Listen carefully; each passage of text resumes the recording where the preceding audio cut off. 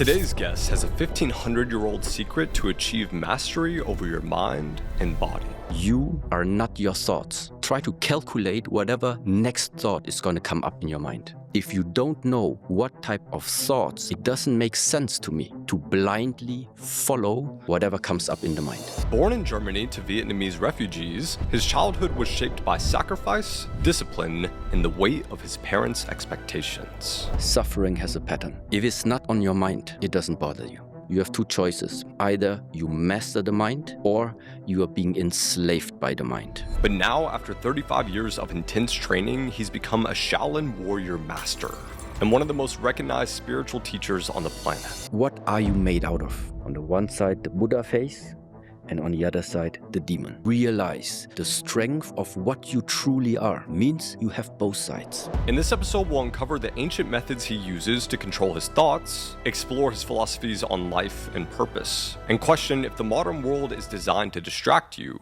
what is the key to wake back up? This is the world we live in. For some it is hell, and for some it's heaven. I don't think it's another place. I think it's here. Master Shi Heng Yi. Welcome to the Jack Neel Podcast. Thank you very much for your invitation. Yeah, I'm excited to have you here. In 2026, people are more comfortable than ever, yet anxiety, depression, and lack of purpose are all at all-time highs. Do you think comfort is the most dangerous drug in the modern world? Let me put it like this. Just yesterday, of a few hours ago, I arrived in the States. And of course, just right now, while we were speaking, still like a lot of warfare is going on in the world. Yes. And I was actually really thinking, okay, what type of topic, what type of content would make sense actually to today talk about, knowing that at the same time, everywhere there is so much confusion going on. There is so much conflict going on, but I do feel like it's very, very essential to point out exactly the reason, what is it that I'm trying to share maybe today through this podcast with you, or what is actually the main message of it all. And the main message is this. If it's not on your mind, it doesn't bother you. If something is not on your mind, it doesn't bother you. So now back to your question regarding the comfort or regarding the anxiety that nowadays society is facing. How come? And I do believe that many people in this world have lost the proper perspective, how to actually view the thoughts in the interplay with your mind. How to view what is mind, what are thoughts, how do thoughts interfere with your being, how do thoughts interfere with your emotional states. And diving a little bit into this type of topic, I do believe is something that everybody in this world can directly apply. You don't need to travel anywhere. You don't need to look for any master, for any teacher, for any therapist, for any doctor, because there's one thing all humans in this world have the same, which is the mind and the functioning of the mind, including the interplay of thoughts. I hope that during this conversation, I hope a little bit of lightness and a few insights can arise for the people, yeah. On page 11 in your new book, you talk about the importance of one's thoughts.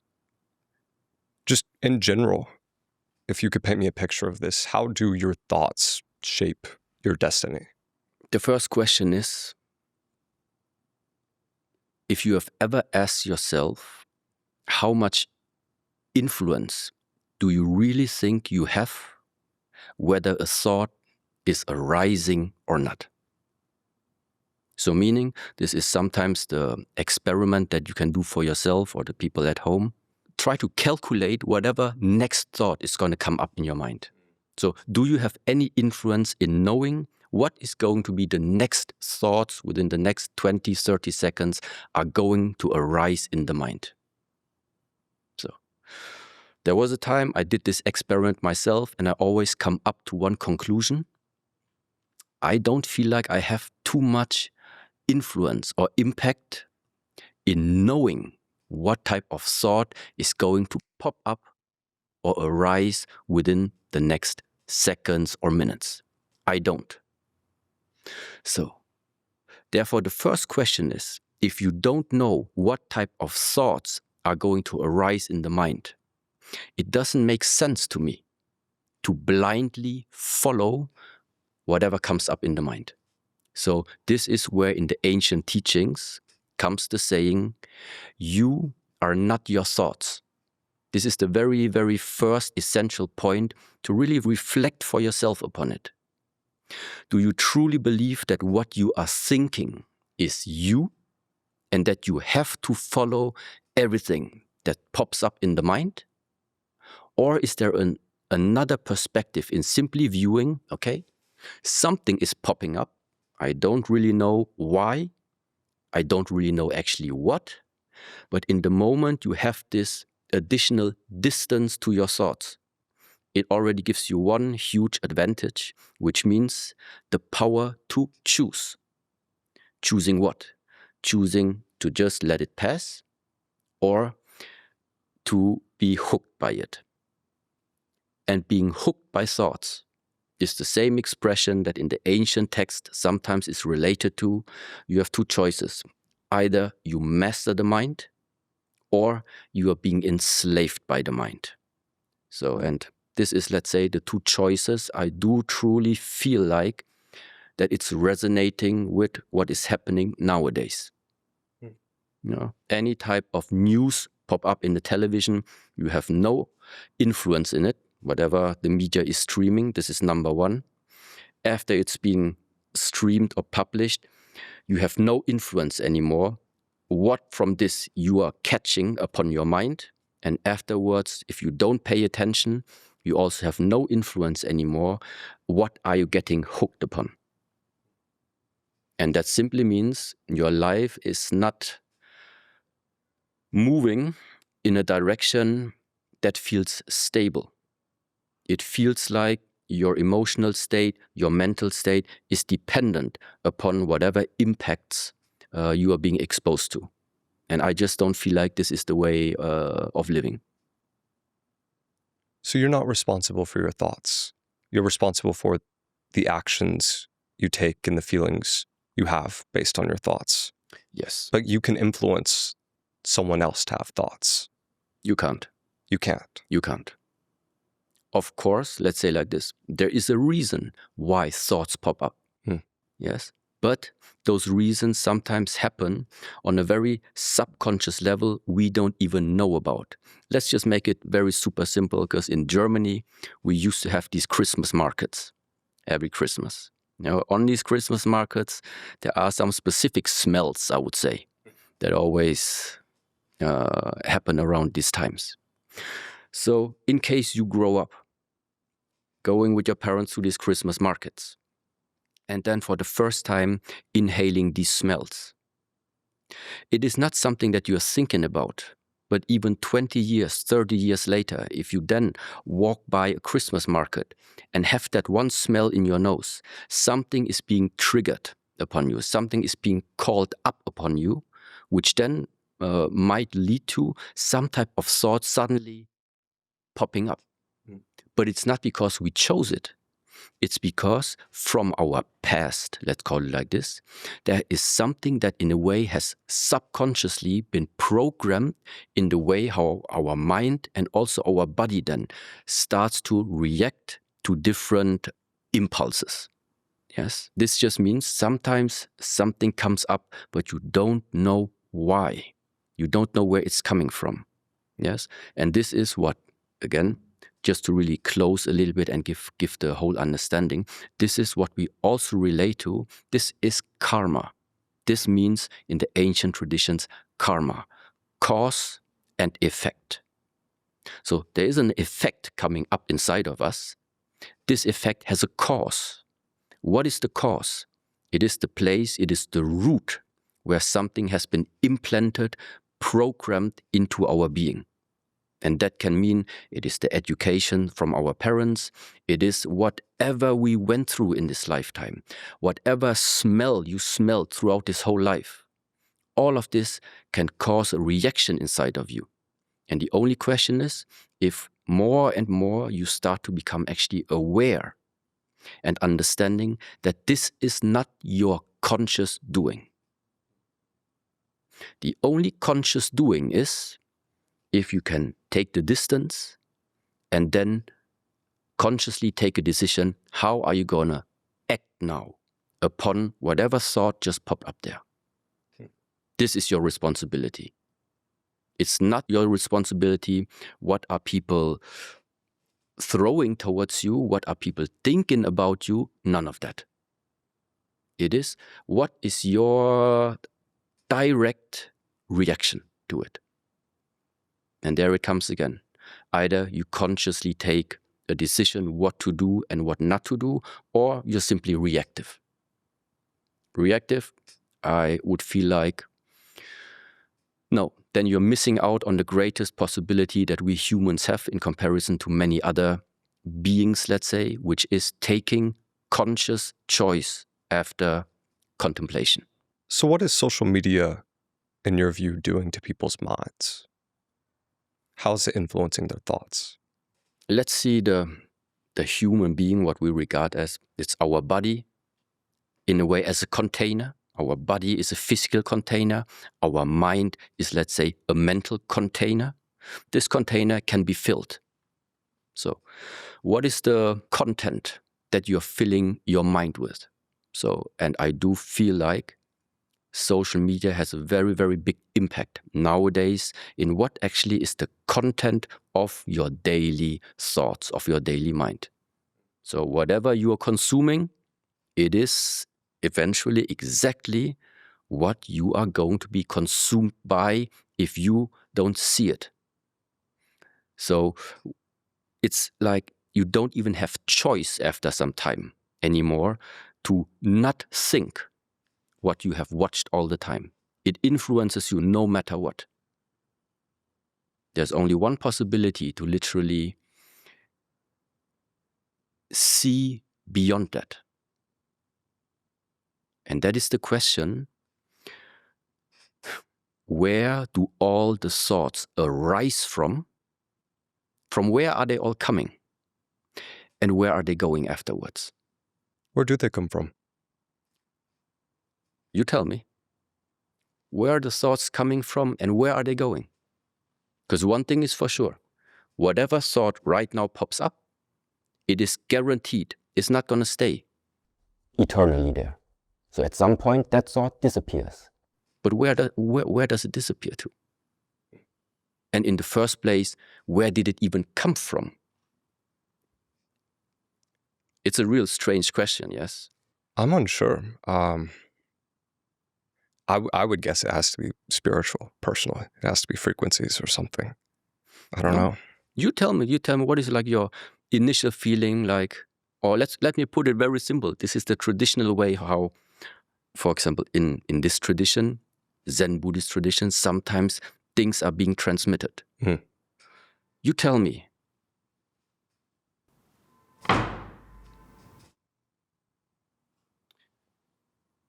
Where was that coming from? And where did it go? I mean, it's energy, right? No, I mean, the interesting part sometimes, and this is like, yeah, I mean, I hope we were not going to mess up your audience, but there are some things you can talk for hours and hours and hours and for months and months, and it's just talking for nothing. Okay. And there is another undeniable truth, which is what sometimes is being called a very direct way of pointing to what we regard as towards your mind. Towards your mind. And that means whether you're American, whether you have any other nationality, It doesn't matter. Whoever is right now in this room, when I do this one, it's impossible to even unhear it, to even not recognize it. So what does it mean? What does something like this mean? There's nothing more direct showing you where is your mind located. Because it's not just that you hear this, you feel this. It's your heart. Yeah.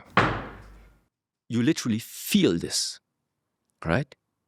So, yeah, without making now, but it's really difficult to put this into words. So you think the thoughts are basically, you get a feeling and your thoughts are trying to logically rationalize that feeling that you're getting.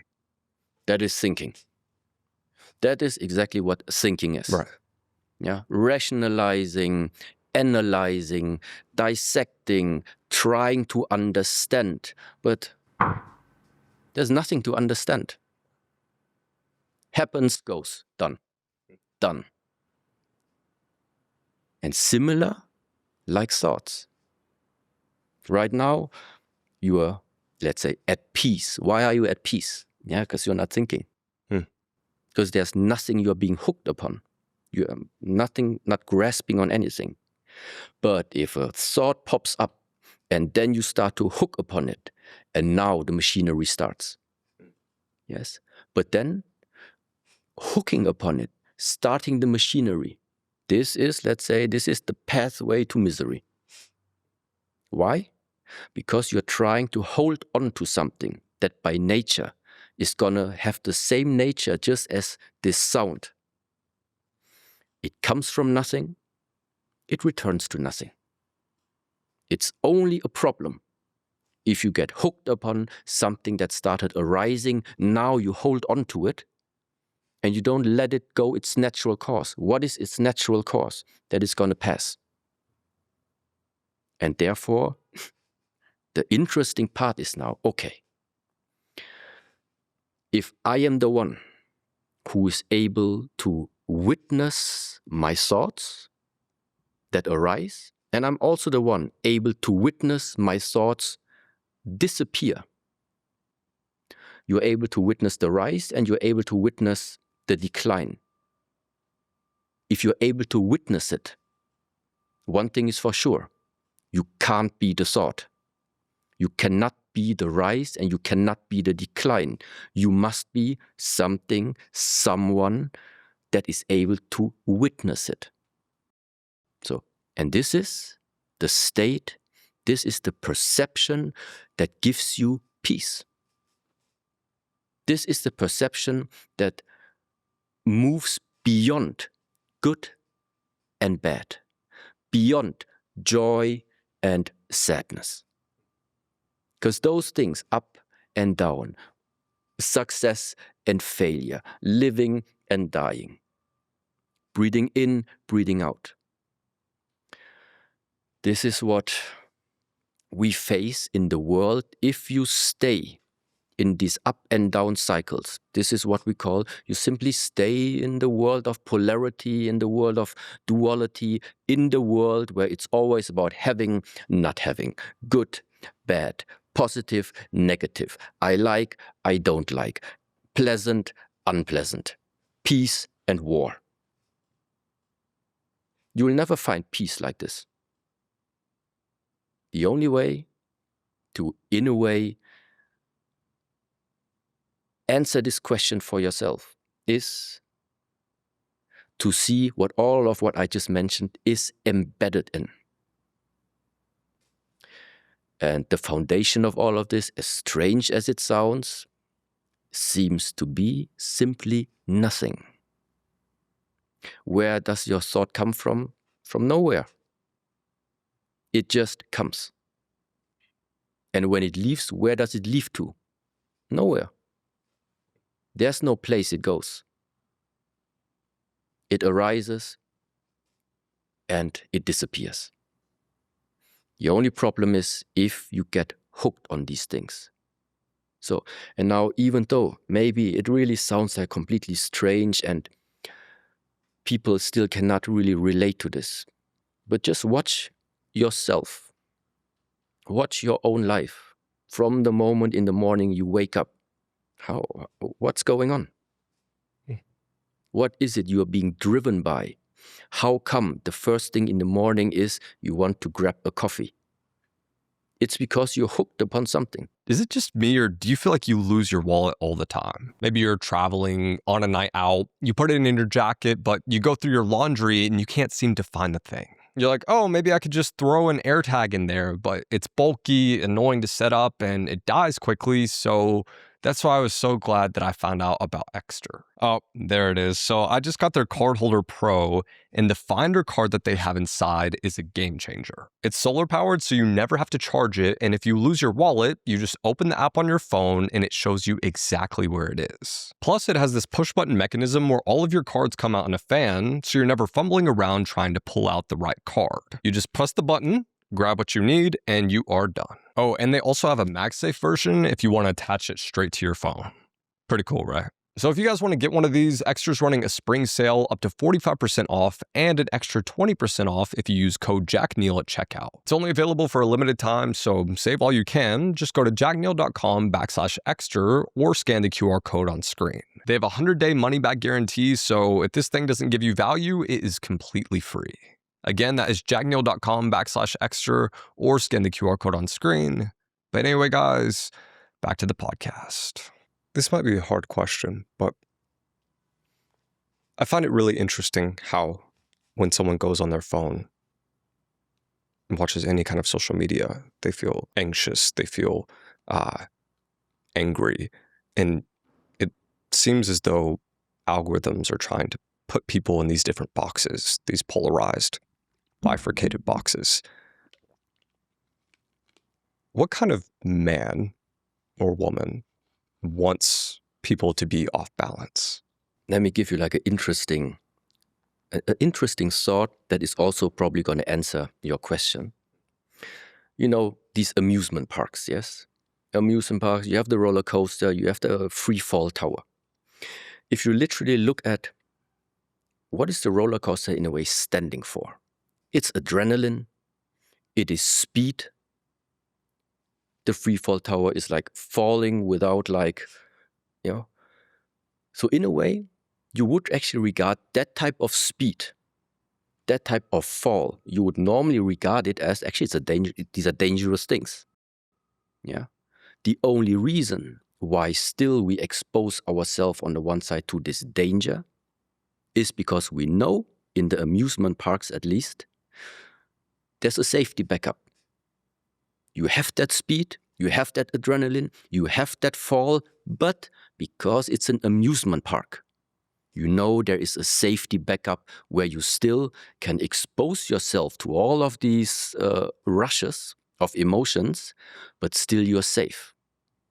When you leave the amusement parks, there are still things in this world that call upon exactly the same type of things, with one difference. Now suddenly the safety nets are not there anymore. Yes. And this is where life then suddenly gets very, very serious, where it feels very serious to be exposed to that type of speed or to be exposed to that type of fall. But it still means, why are people going in these amusement parks? Because emotional shifts create tension.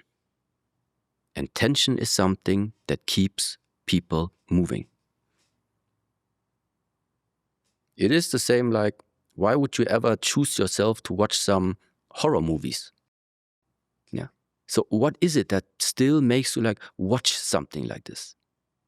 It's because somehow when you know it's a movie, you even find enjoyment in all of it. If it starts to be real and you feel, oh, suddenly it's not like the screen anymore, you feel like you're a real actor inside the horror now, then it doesn't feel pleasant anymore. Yes. So what is the difference? That on the one side, you clearly know it's a movie, it's a story, it's a script. Only when then you return out in this life, suddenly you take everything so serious anymore.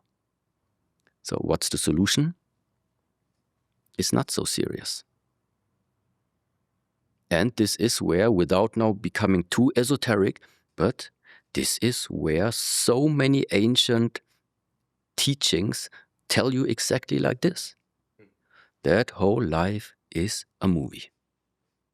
That whole life in the modern way, this is all a simulation. This is all a matrix, no matter how you call it. No matter how you call it. If you take this persona, this piece of meat, and your thoughts, if you take this too serious, this life's going to break you. This life's going to break you. Do you genuinely believe that it is a simulation? I don't know what exactly is meant by simulation. Yeah, I'm not into this area. What I'm convinced for myself is there is more to what we are embedded in that meets our daily eyes. Let's put it like this. And so for me, the practical way, walking through this lifetime, always reminding myself, I'm a little part of this big one.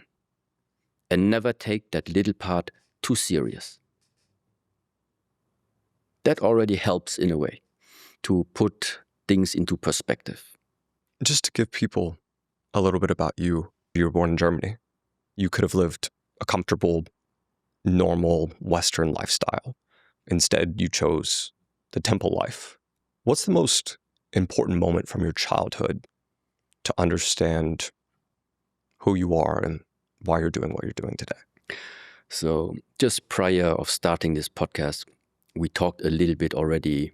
When did it actually happen that somehow, at least in the social media and in the online world, when did it start that people started recognizing me or starting to actually see that there is something? So it started, like I said, in COVID time.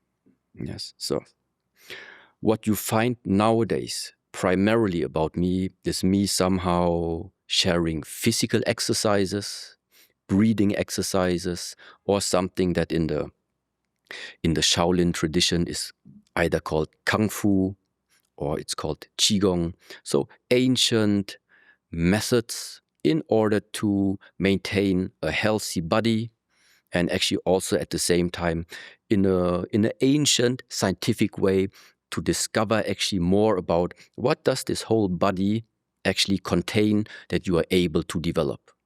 For example, like your muscles, your fascia, the connective tissue, your breathing, your energies, all of these things. But this is not how it started. I started with the age of 4, so being born in Germany, starting with the age of 4, my father decided, okay, let's put me into a martial arts school. And this is where I started my Shaolin Kung Fu journey, meaning going 3 times per week into a Shaolin school, practicing martial arts, and then until the age of 18, 19, where I finished then the school system, high school, never stopped with the training. And even after high school, during the studying and university time, still continued to do some sports and do the training on myself until some point where I was finished with the studies and was now at the point in my life to actually decide, what am I going to do right now for my living, let's say. And I just felt that at this time, what I knew the best, next to going to school and studying whatsoever, the best I knew was how to actually work with my body and actually sense the capacity and the possibilities that the human body actually carries.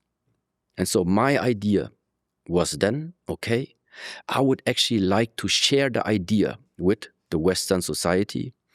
How can you use physical activities like Kung Fu, like Qigong, like Tai Chi Chuan, all of these practices, how can you use it in order to refine yourself up to the point that refinement even enters to the area of understanding your mind, understanding how does thought and mind, is the interplay.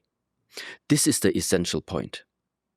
It's not about me trying to share with the world how to punch fast, how to kick fast, how to punch hard, how to kick hard, how to make beautiful movements.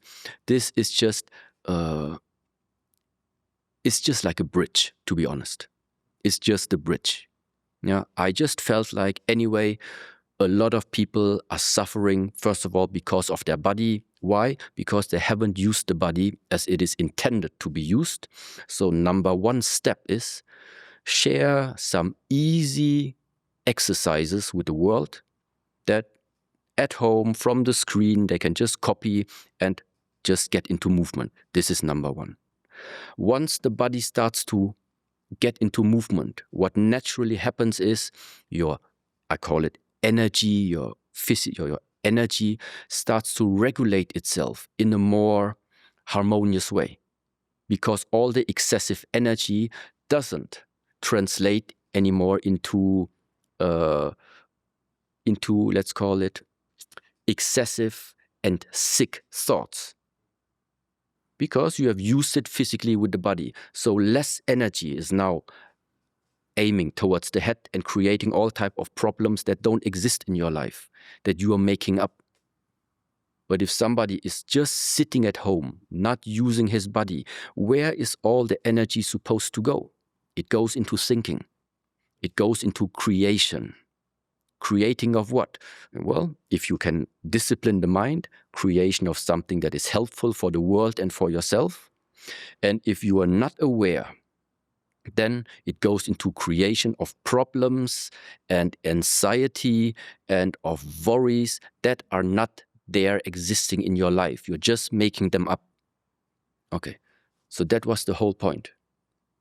Using physicality in order to use it as a bridge to find the way back to yourself, take responsibility back of your thoughts, of your actions and of your life, and based upon that, start rebuilding yourself.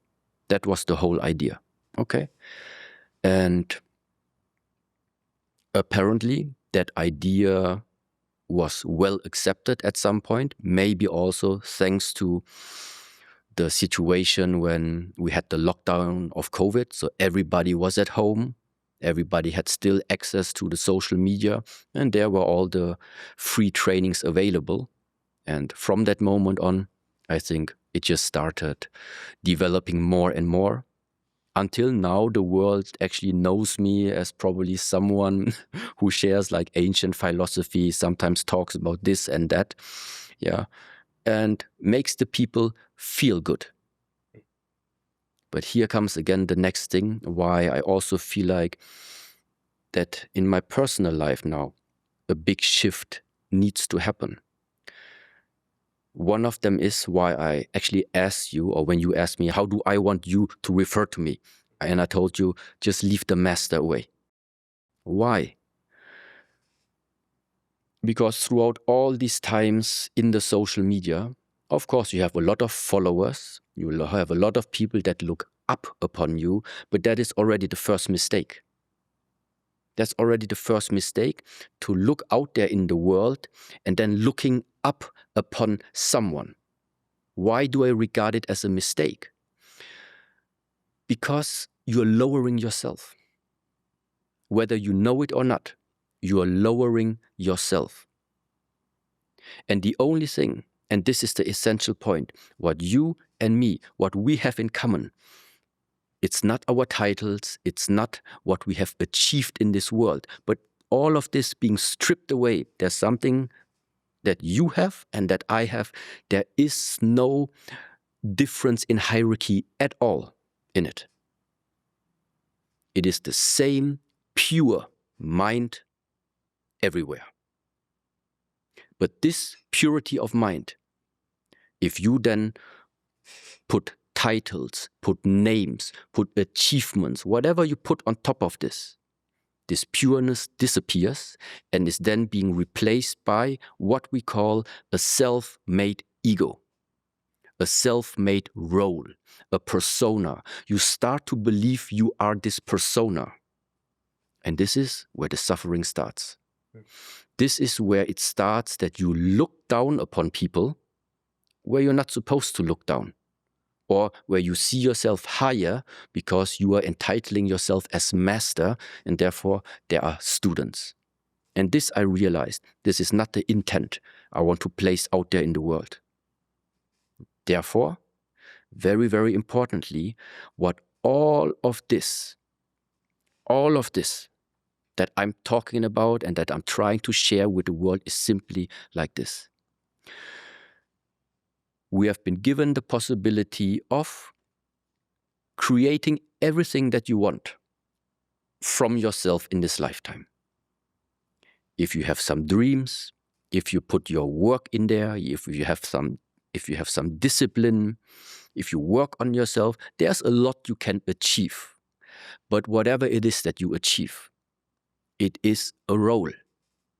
It is a persona. It is something that you, in a way, build up, that something starts to rise. You're building something up that you are not. You're building something up that you are not. And what is the problem in this world? What is it that we also see in nowadays society? That the difference between authenticity or real and fake, it's becoming so thin, meanwhile. It's really difficult to make the difference. Is this now real? Is it fake? Is it AI? Is it generated? Can I trust it? It's becoming really, really difficult. So, but now what about when it comes to you? As what are you walking through this lifetime? Are you walking as the purity of what you are? Or are you still considering yourself you are walking as the role you wished to be in this lifetime? So, and this is very simple. If you continue to live this life following the idea of becoming something or someone that you're not, you can only lose. Because it's never going to happen. To try and make something out of you that you're not. You're running away of what you are from the first moment of that you realize you're here. Yes. All other things is just rising and it disappears. There is no substance to it. So, suggestion, I wouldn't place all my happiness and satisfaction and life quality on the role that you are creating. You can create a role, you can create a persona, but this role, this persona has its advantages and it will have its disadvantages. But as long as you know, it's just the creation that in a way I have played so far, it's okay. If you take the role seriously, then all the consequences that go hand in hand with that persona or role is also going to something you need to face. Since you've made this shift of not wanting to see yourself as above anyone, see yourself as famous, this kind of thing, like, how do you notice you behave differently, think differently, feel differently? How has it improved your life? I have, for example, no outcome at all about this podcast. I have no outcome. Who hears this resonates, will resonate, and who doesn't. It's not my doing. The only thing I can be responsible for while I'm sitting here with you is that I pay attention, that I'm not sharing any bullshit into the world where I know is not going to help people. Yeah, it's literally like a little bit exaggerated. I cannot tell people, how are you supposed to live your life? I can't. I'm not in your shoes. I don't know your life circumstances. The only thing, and this makes it easy in a way for me, I'm always talking to myself. So literally this, this conversation now, it's literally like I'm talking to myself. I'm talking to myself, giving myself self-therapy, figuring out, okay. And then just revealing, what is it that right now comes up? What do I really think about? Think about it. Without making something up, nothing like this. And how does it help me? Why at all did I have this inner longing to let's say transform or to go into this direction? Because it feels free. Very simple. Because it feels free. I have no expectation to fulfill. People can judge, it doesn't matter. When I think about something that a lot of men my age are perhaps missing, it is this physicality that you speak of. And I've never heard it put that way, that the lack of moving, the lack of fighting, the lack of training creates anxious thoughts, creates evil patterns. Why do you think the capability for violence or the ability to take a life gives you peace?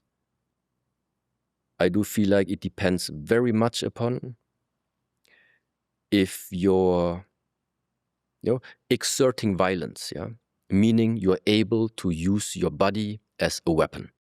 Meaning you can learn how to punch, you can learn how to kick, you can learn how to use your body in the most efficient way. You can condition yourself in such a way that the bone structure and the bones itself become very, very dense. So literally forging your body as a weapon. That, let's say, is one area. Now the thing is, you can forge your body to become a weapon, but who and what is it ultimately that puts this body then into action? It's coming back, and it is your ability to deal with the mind.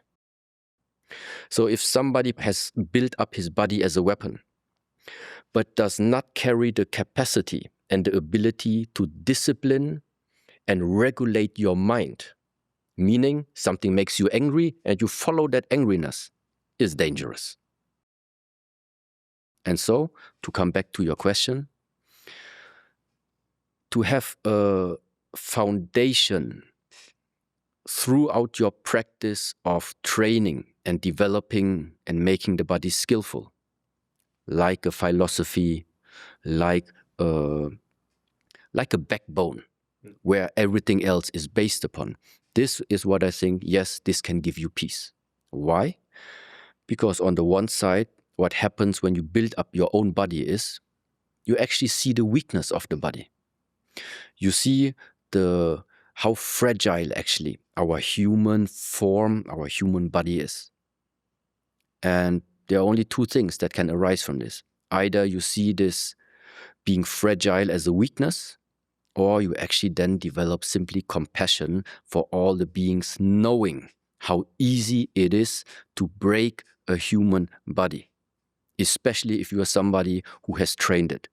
Then you just know, somebody who made his body strong. How come he is so strong? Because he knew how to fix his weaknesses. And so when then I look at somebody else, I can see where is the weak spots. And now it depends very much upon the mind. What are you doing with this? And an untamed mind, it becomes dangerous. Otherwise, you can definitely use it to be more peaceful. This is that nice sentence. I think, I'm not sure who quoted this, but it's better to be a warrior in a garden than a gardener in war. This is where it comes from. I think upon asking the question to you, I understood your view on it. You see it as the ability for violence maybe doesn't give you peace, but it's the combination of the devil hand and the Buddha heart that gives you peace. It's the balance of the two things.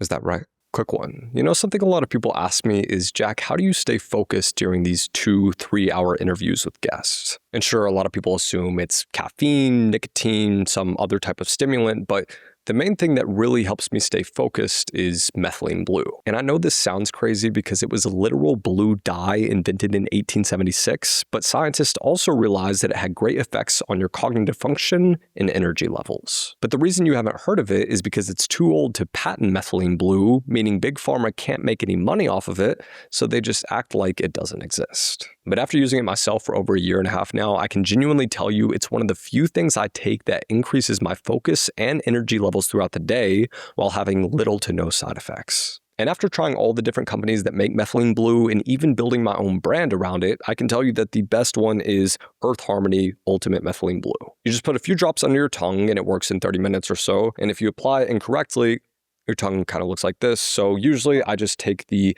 capsule format and I found it to be more effective and I don't have to worry about it staining my teeth. So if you guys want to try it out, just go to jackneel.com/blue or scan the QR code on screen. Just make sure to use the code JackNeel for 20% off your first order. Again, that is jackneel.com/blue if you want your brain to actually work again. Anyway, guys, back to the podcast. What gives you peace is to really understand the interplay of those two forces. Same like in the very beginning. What gives you peace is the understanding whatever rises will decline. Once you really grasp it and understood this deeply, whatever rises will disappear. Whatever appears will disappear. So what's the conclusion? I won't put my whole being upon whatever arises, or I also won't put my whole being into whatever disappears. Because I just meanwhile have seen it. Whatever appears, disappears. The main question is, who is the one who is able to realize it? That is the stable point. That is the stable point.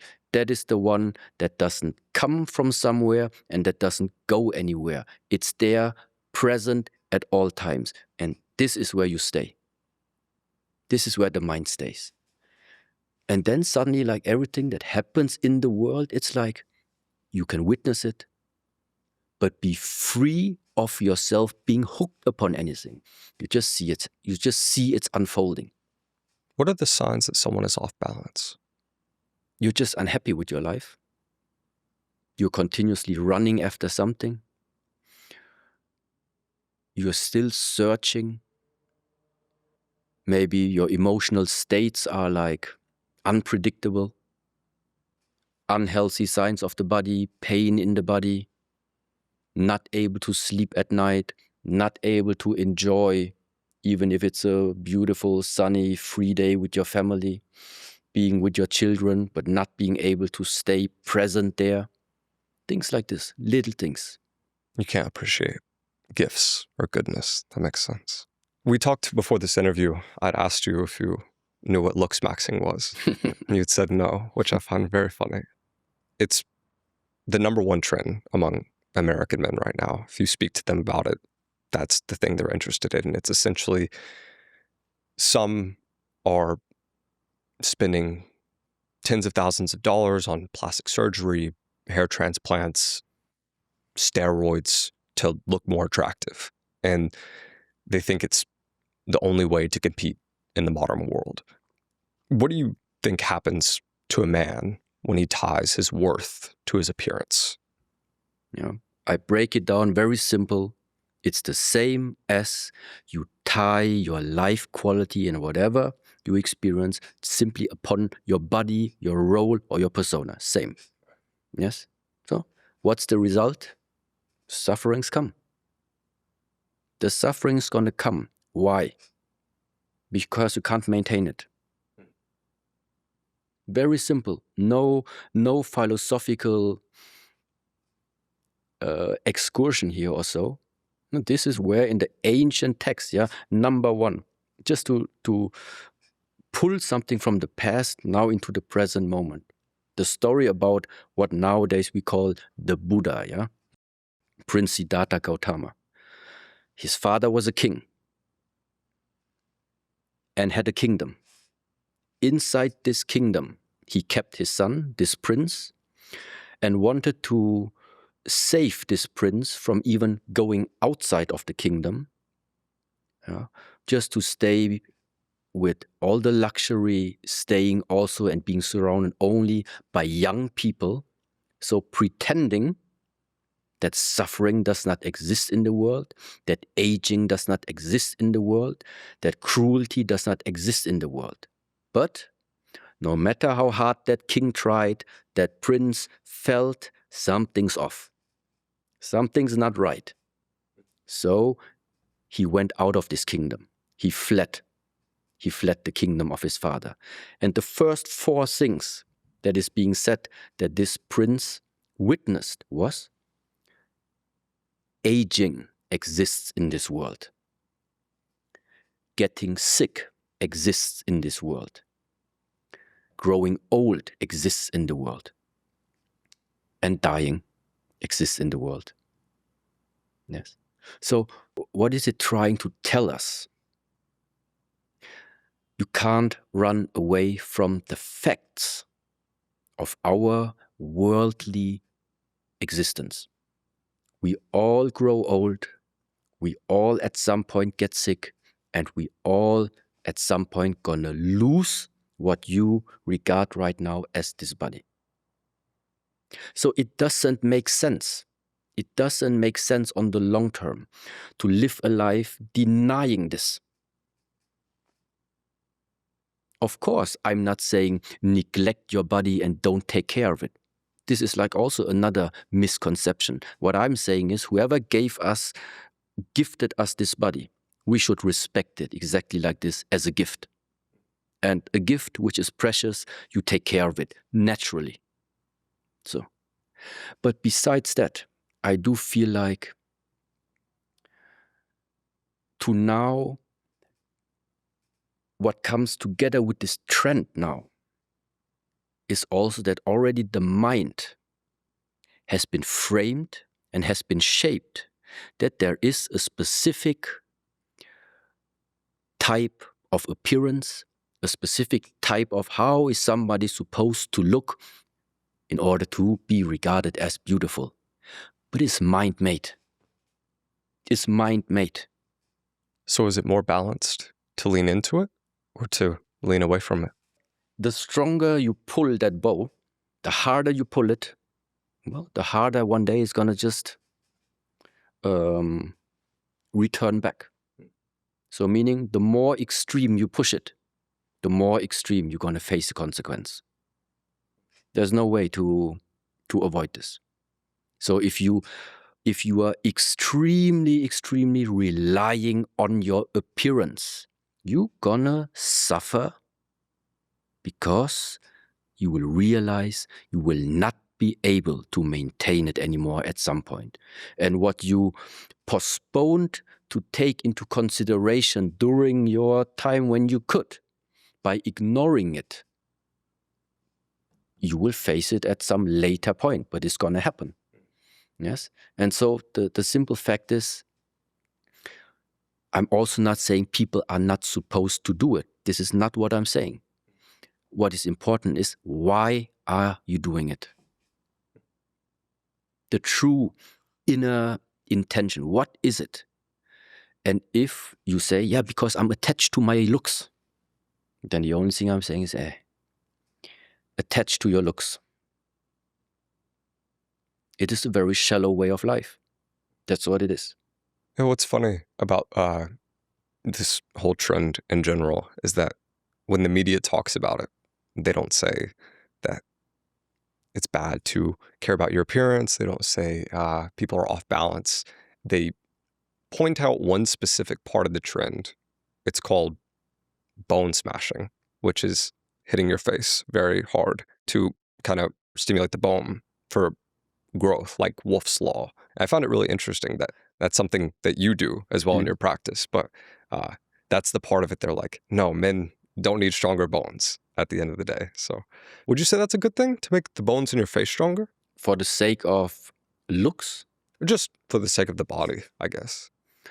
If you're intending to use it in some way, if you are exposed to an area where you regularly get hit in the face, then definitely. But if there's no functional usage of like conditioning your body that it becomes denser, then I also feel like doesn't make sense. It's the same like why I'm always also like look so skinny like I do, yeah. I just don't feel like I want to carry along my days weight that I just feel like I don't need. Yes, so there's nothing that I cannot do on a regular basis with the mess that I have right now. So this is how I feel. But of course, like I said, yeah, if you go in competition, if you're in the field of where it makes functionally sense to have more mass, to have more abilities of taking impact, then of course. But that does work. For like, Yes. if, like hitting your face, it Yes, does make yes. the bone stronger. Yes. You would know better than most people. You think there's much danger to it? If you do it in the proper way, I don't think there's any danger to it. If you expect something to happen too quickly, then this is where the danger comes from. And this is where, for example, now that we just started talking about it, so whatever skill you want to develop, it's possible to develop it, but not from one day to another. Whatever comes quick, disappears quick. So if you want something sustainable to be an integrative part of your life, then that just means consistency, day by day, little, then it really becomes an integral part of what you are, what you're standing for. But to just be attracted by something and then you want to have it as quick as possible and look for all the possibilities to make it quick, there's always a downside to it. Whatever it is. It's not, there's a downside to it. You maybe don't realize it directly, but there's nothing for free in this world. The things that are the easiest to build are often easier to break. Take me back to the time you were in Romania. You were held at gunpoint. Well, there was certainly a time in my life where I felt like, okay, I'm just about to grow, my muscles are growing, my skills are growing, my confidence is growing, and my wish to actually find out how strong are you is also growing. And this is naturally how at some point in my lifetime, I got into some type of brawl, some type of gunfight. Yeah, that was an interesting moment, yeah. What did that moment teach you about what real strength is? It definitely teaches you to remove this illusion that you are practicing martial arts and it increases your chance somehow to defend yourself against a gun. Because no matter how quick you are, no matter how much you have trained, no matter how strong and whatever you are, it's extremely difficult to be quicker than this movement, yeah? Especially regarding that meanwhile people are not just skilled in the field of martial arts, people are skilled in terms of using firearms. So it's an illusion in a way to practice the martial arts and then feel yourself like being able to defend yourself against armed forces there. So what does it mean? It definitely was one of these moments that first of all smashed the ego, for sure. Yeah, literally asking yourself, okay, by that time I already practiced like, I think 14 or 15 years of martial arts.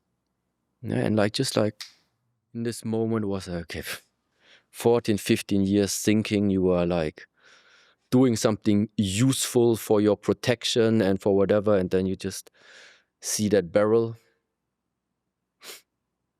No. This is simply recorrecting a little bit your worldview. Yeah. And I do feel like this is one type of growing out of illusion. Yeah.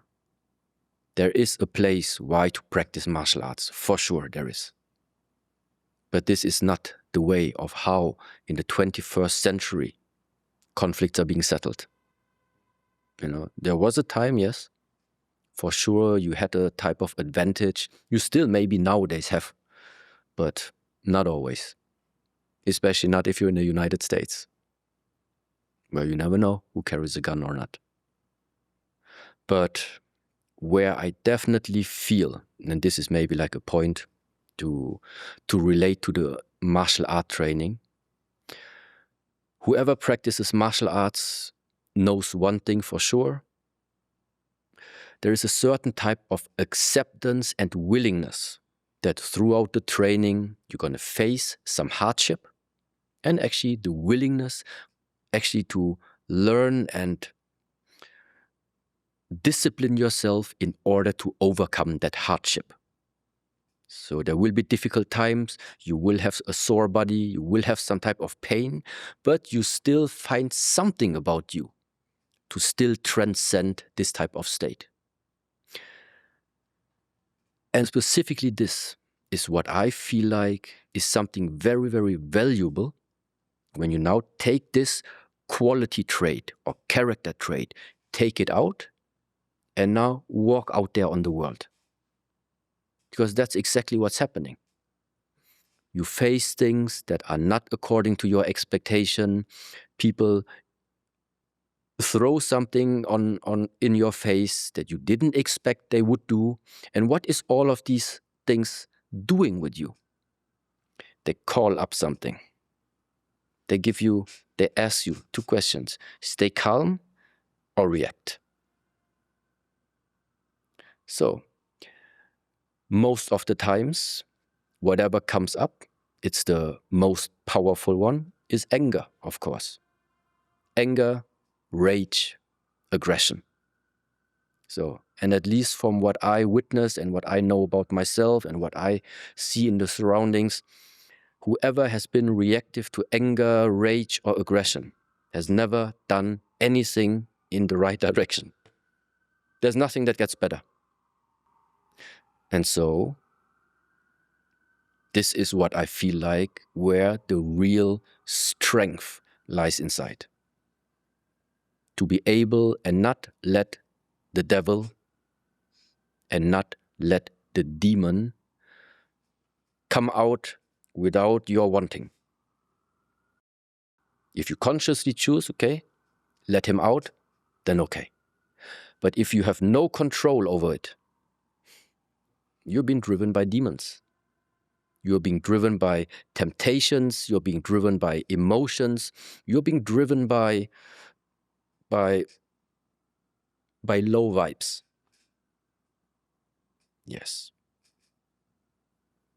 And this is not what I feel like a strong generation is supposed to have. Strong generation for me is strong human being is you can listen to everything. You can process for yourself internally without reacting. And after you take your decision, and then you do. Non-reactive. This is where I feel like this type of behavior solves a lot. It doesn't pull other people into your conflicts, number one, and it doesn't cause unnecessary conflicts where there are no. But once you have taken your decision and you go for it, also nothing can stop you. This is what I feel like. This is real, precise, effective strength. Quick question. Do you ever get stressed out by how many software subscriptions you're using to run your business? Because if you're like me, you're probably doing email marketing on one platform, building your website on another, calendar appointments, CRM somewhere else, and you're spending thousands of dollars a month on all these tools, and you can't really keep track of everything. And that's why our team started using High Level. It's basically an operating system for your entire business. You can keep track of leads, send automated emails and text, build landing pages, and process all of your payments on one platform for $97 a month. So if you want to stop stressing yourself out by paying for 8 different subscriptions, just go to jackneel.com/highlevel or scan the QR code on screen screen. Again, that is jackneel.com/high-level if you want to run your entire business with one software. But anyway, guys, back to the podcast. Do you fear death? No. How do you view death? As the disappearance of what at some point appeared. But whatever appears and disappears is just like all other things. There is something beyond that. And without that, nothing could appear and nothing could disappear.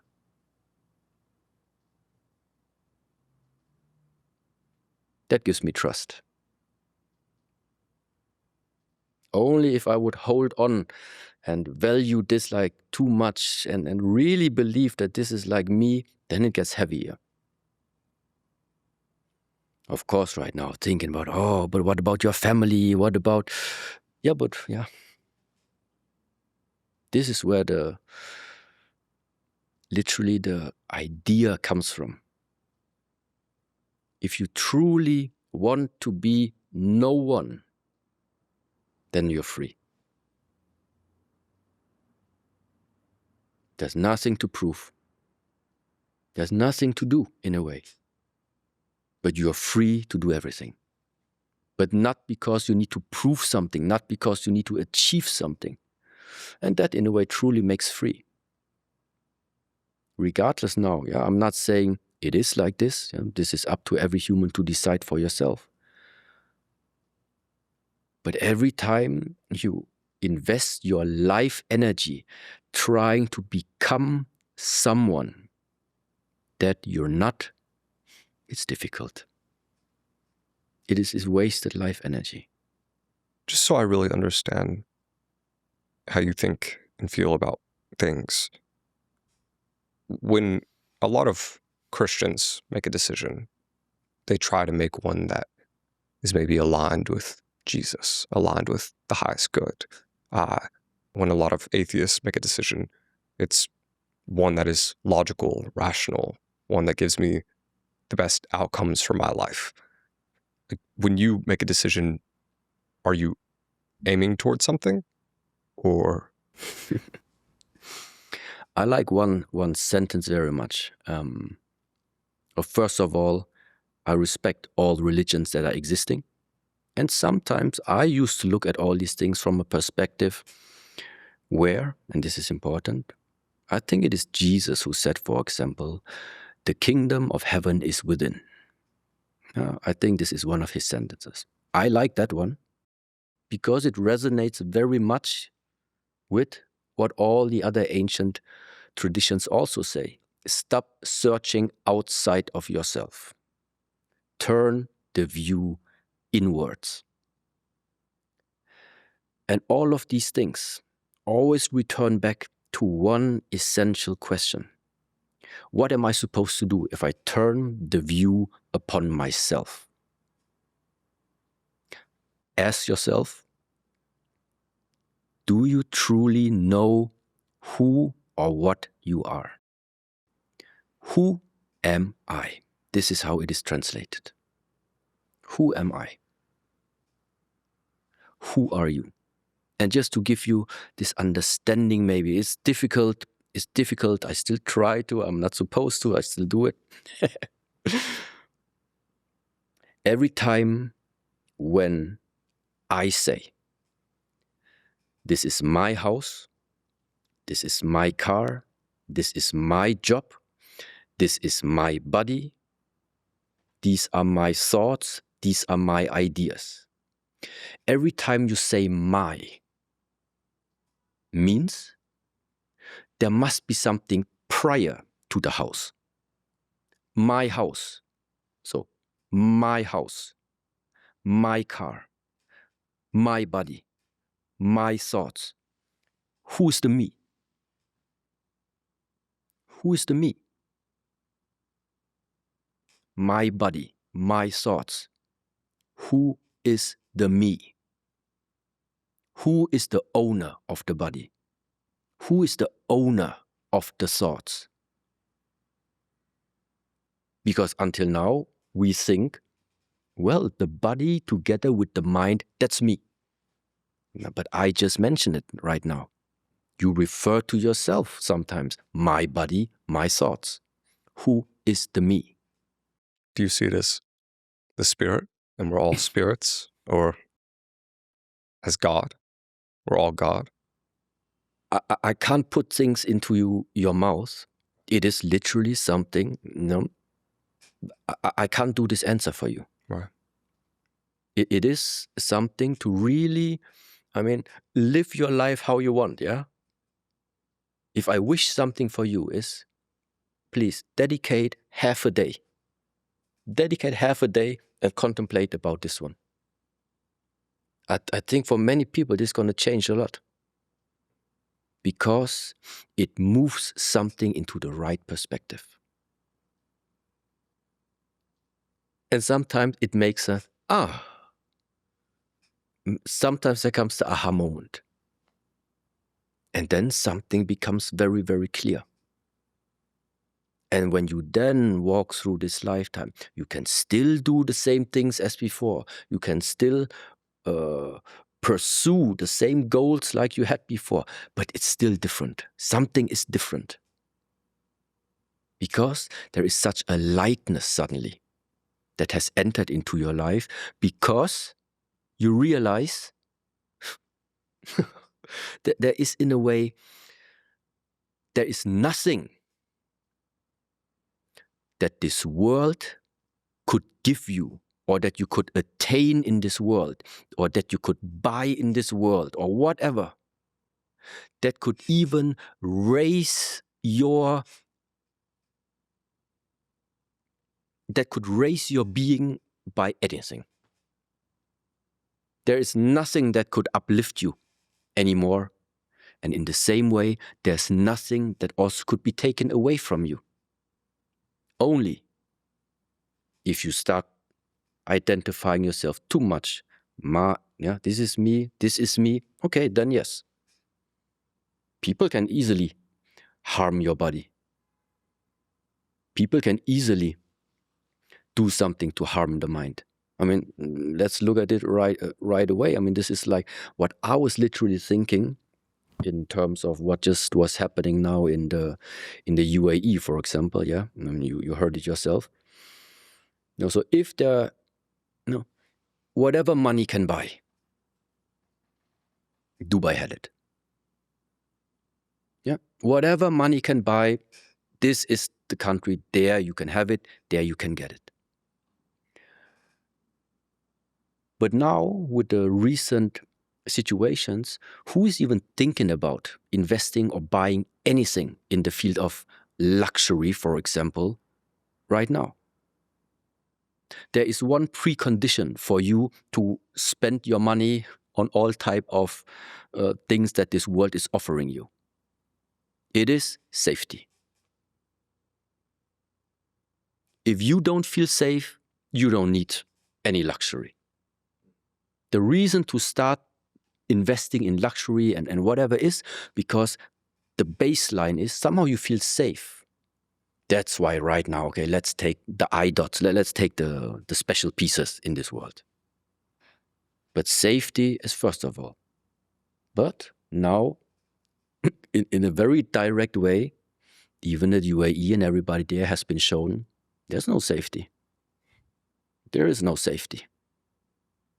So, and suddenly something is collapsing. What is it that's collapsing? It's especially the mind. It's especially the images that people had in the mind that they've been driven by. So, and this is it. Every time somebody can make your mind or your body feel unsafe, life's not in your hands. And this is the reason why I'm just trying to share, as logical as it can sound, there's a possibility of walking through this lifetime, and whatever happens, it's okay that it happens.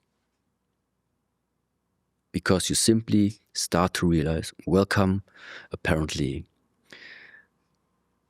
this is the world we live in. For some it is hell, and for some it's heaven.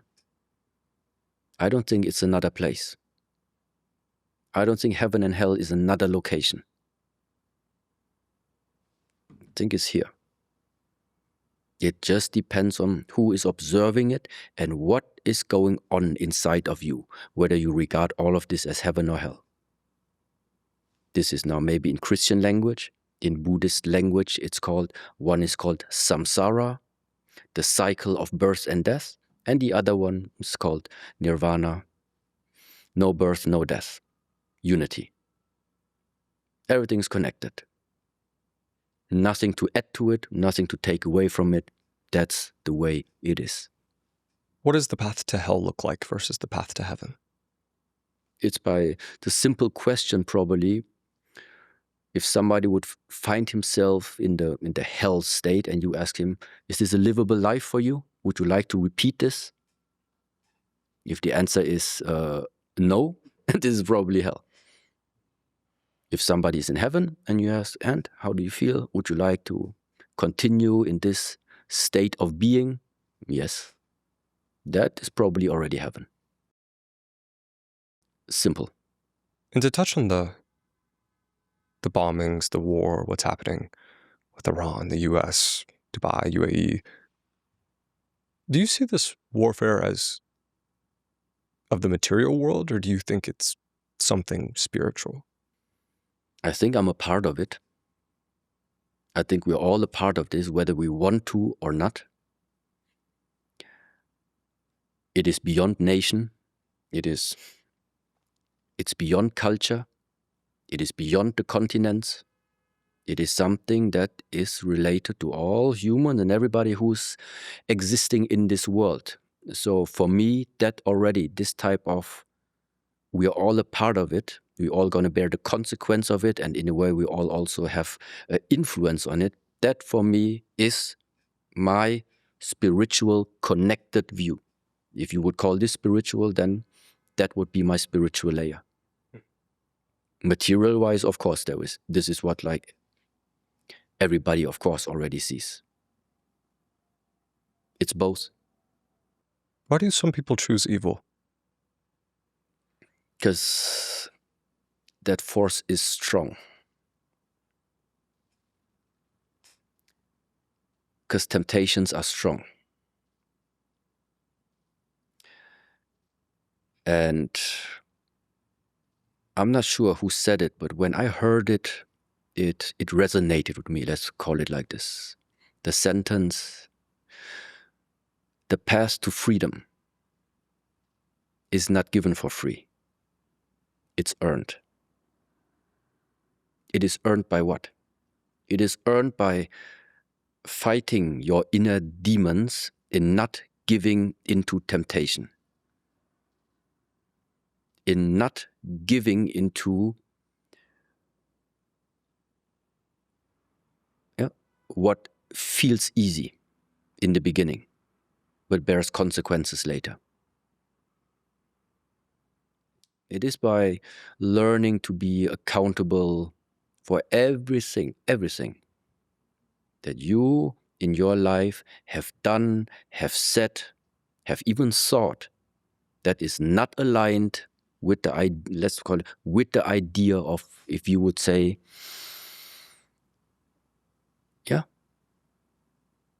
if you regard yourself as the Son of God, as one Son of God, as the creation of God, then you would say, okay, I do feel like there probably is a certain,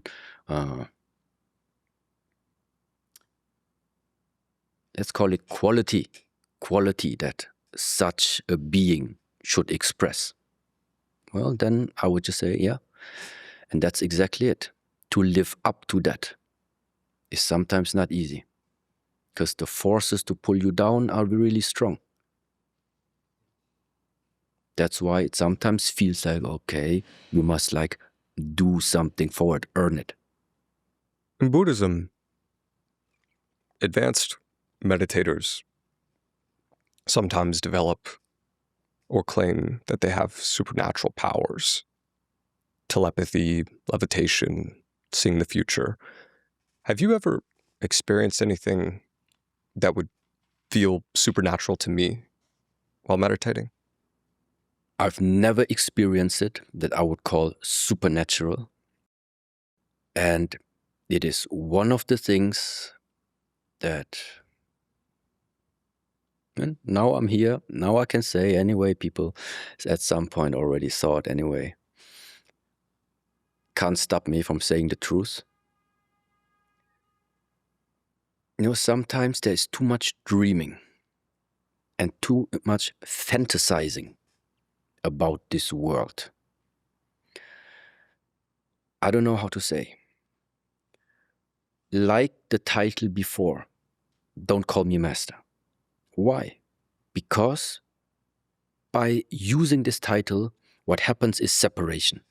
What happens is separation. And now if you continuously read mystical text and read ancient things, and it's always about supernatural and all, whatever it is, that in a way for you feels like unachievable. Again, it is causing separation. It is not causing you to like immerse yourself more, because it even maybe is freaking you out that you can never even achieve it. You have to go to the mountains and seclude yourself for 20 years, and then you might reach this type of states. Okay, even if it would be like this, what about the 8 billion people right now in the world?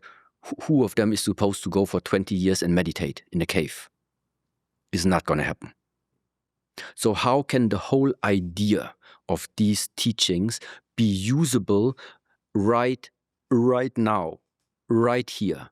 No additional exercise, meditation, or any practice necessary.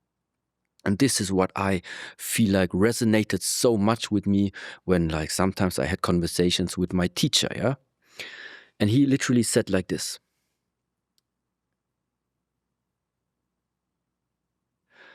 this whole search for truth, this search for the ultimate reality.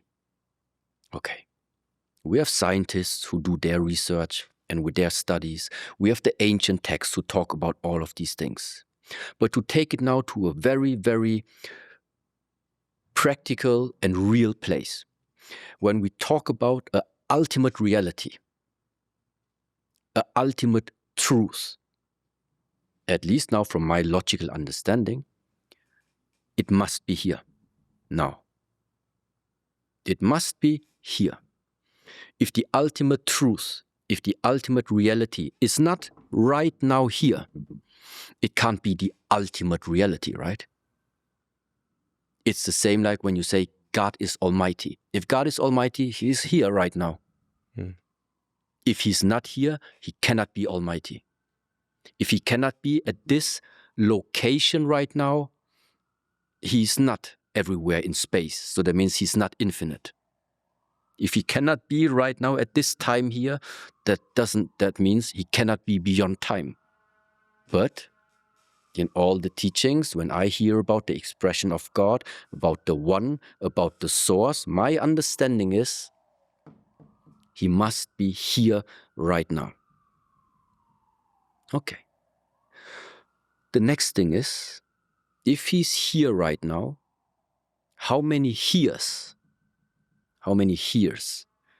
are actually existing in every human's life? All the time. Every moment is a here. So in every moment that you went through this lifetime and that I went through this lifetime, in every here, God was always there. The ultimate reality was always there. You could not live this life without the background of the ultimate truth and the ultimate reality being a part of what you are. Now, what can be more real? What can be more real than this right now? But people still search for something more. But it's outside of the now. Right. And this is also where it starts. You start with the wording outside, starts already. Where there's an outside, there's an inside. So based on your thinking, there is an outside. You already have created a separated world. That's why, in the same way as so, the reality is being found on the inside. Yes and no. Because in the moment where I say yes, then it's the acknowledgement again that I would tell you there is an inside. But inside and outside cannot be separated from each other. Because it's how I say this. You can, on the one side, right now, be on the outside, meaning realizing, let's say, what you view, what you hear, what you smell. But you can be at the same time on the inside. Both happening at the same time. There is no outside, there is no inside. It's just this. It's just this. This very moment. And what is the funny part about what you realize, experience right now, is shifting all the time. But there is something that is witnessing all of this as a silent background. Never saying anything, just witnessing, just realizing. Feels like the sentence, the observer is the observed. Feels like this. There is no inside, there is no outside. This is it. And this is like sometimes the teaching style, why people say it's called a direct transmission. It has nothing to do with learning and studying books. You cannot get this from watching YouTube videos or reading or studying anything. Because this is also really maybe something to understand. Something to understand, yeah. Attaining knowledge and attaining information, it's like one part that this world nowadays is very much based upon. So the more books you read, what does it mean? The more information you have. But just because you have it doesn't mean, first of all, you can apply it in your life. Doesn't mean you can apply it, and doesn't mean you do apply it. Both of them is no guarantee for it. That's why it is sometimes said all of this reading sometimes is really not helpful. It is just causing more confusion. And then how come, like now what just came up, how come sometimes like these ancient tribes, sometimes, they all have some type of spiritual quality in their tribes. They all have some type of natural connection to where they are. Yeah, why? Because they live. Their knowledge doesn't come from reading. Their knowledge comes from experiencing, and then something. Then the lights went on. And this is really two different type of things. Learning something, reading books, becoming an intellectual is you become a professor and can teach at the university. But it doesn't mean you can live a good life. You possess the knowledge, how theoretically you would do it. Yeah, but this difference, sometimes there are people, they live a really good life and guide people in a really good way and are really good human beings. But maybe there are no professors because they're simply real, not occupied in the mind too much by knowledge, but by experience. So, ultimately translated, there's no other way than experiencing this lifetime with everything this lifetime is going to give you. That's what it is. I'm curious of your thoughts on language. Do you think language keeps us from experiencing the now? Or I'm not sure exactly how many languages you might speak. I speak English and Spanish. Do you think the English language is particularly limiting in how you're able to convey ideas, feelings, thoughts? Or do you think that this is just something that's with every language in general? It feels like a box to me. So let's put it like this. I do feel like the more languages you speak, it does something with yourself too. Yeah, that is for sure. But at the same time, I also understand there's also existing non-verbal communication. All right?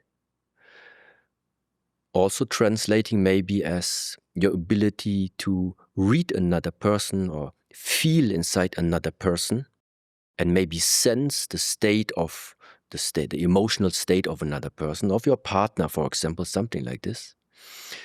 And I feel that this is also a very, very, very important skill to develop between humans. Because it's not about the words that you're saying. It's about the energy you're transmitting. Sometimes if you speak true words, let's say, but you speak them in the wrong time, because the energy of the other person is in closing mode, it doesn't matter how truthful your wordings have been. The truth is, it doesn't reach the other person because the energy is closed or the heart was closed. Therefore, it doesn't matter how much you keep talking right now, it's not going to reach the person. So how to make communication, for example, now become more effective? By taking into consideration the energy field, or what is called the ability, how open is the other person? How receptive is the other person? Yes. And this is something I feel like relying too much on language takes this ability away. This is why there are traditions. Yeah, there are traditions. For example, also Buddhist traditions, where you go into the temple there, and then it's only silence. There's no word. Speaking is not allowed.